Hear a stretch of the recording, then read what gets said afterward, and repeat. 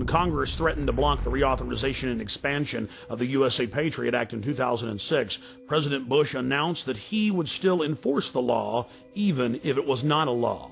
That, by its definition, is dictatorship. When President Bush was caught secretly paying off reporters and newspapers and television stations across the country to the tune of $1.6 billion in 2 years, the Governmental Accounting Office declared it illegal. Every single action by itself was a felony, and there were tens of thousands of instances. President Bush simply said that he was above the law, and it didn't matter if Congress said it was illegal, he was going to continue the practice. When a leader declares themselves above the law, you are living in an official dictatorship.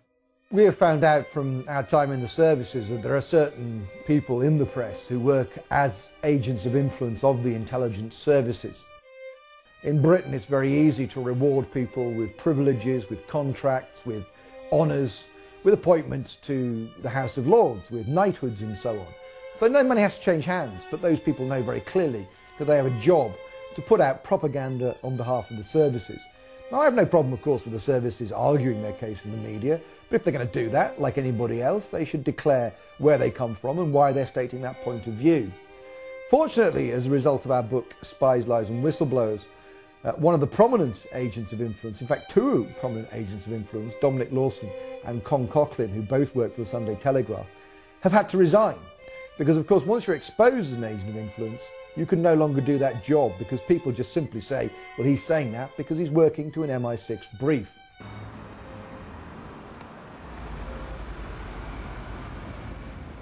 When Congress informed Bush that secret arrest, secret detention, and torture was illegal, he simply had his Attorney General, Alberto Gonzales, issuing a policy paper claiming that it was lawful. Known as the infamous torture memos, Gonzales said that they would simply stop calling it torture and call it pressure, and that if someone died in custody from torture, that was acceptable.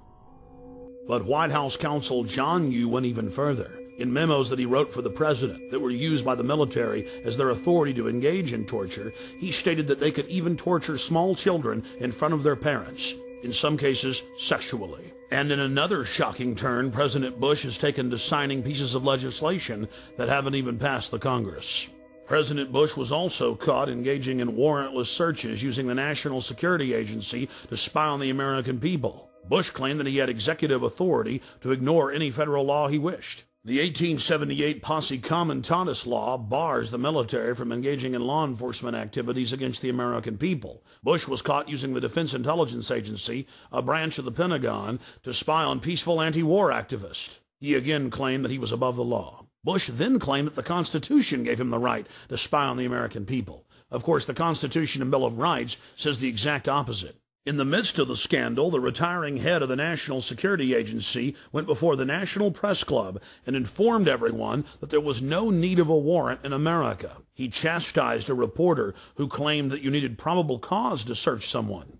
He said all that was needed was that it be, quote, reasonable, and the government would decide what was reasonable. My understanding is that the Fourth Amendment of the Constitution specifies that you must have probable cause to be able to do a search that does not violate an American's right against unlawful searches and seizures. Actually, the Fourth Amendment actually protects all of us against unreasonable search and seizure. But that's what it says. The measure is probable cause, I believe. The amendment says unreasonable search and seizure. But does it not say probable? No.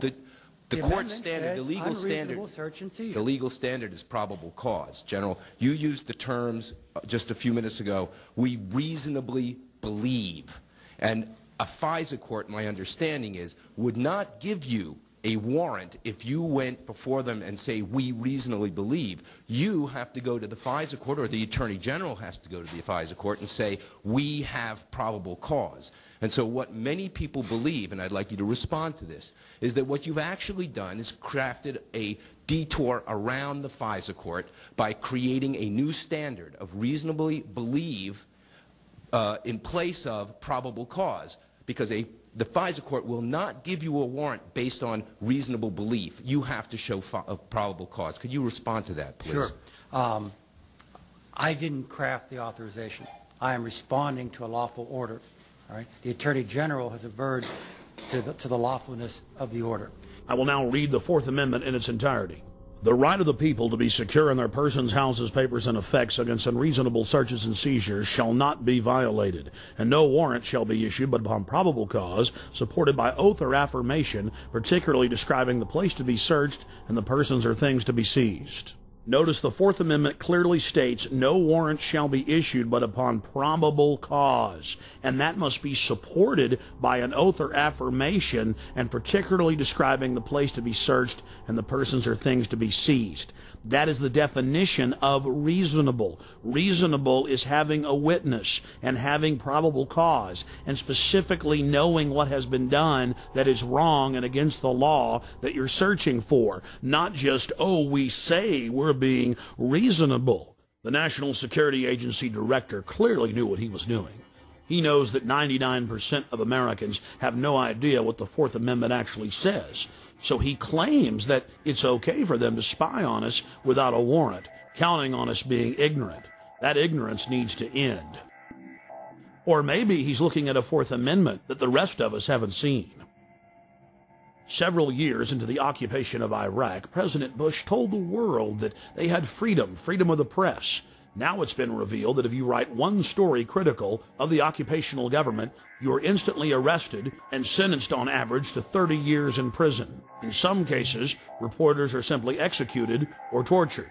Then it came out that the Pentagon was covertly controlling almost every major newspaper in Iraq, and that PR firms were writing most of the stories in the United States. But it's not just going on in Iraq.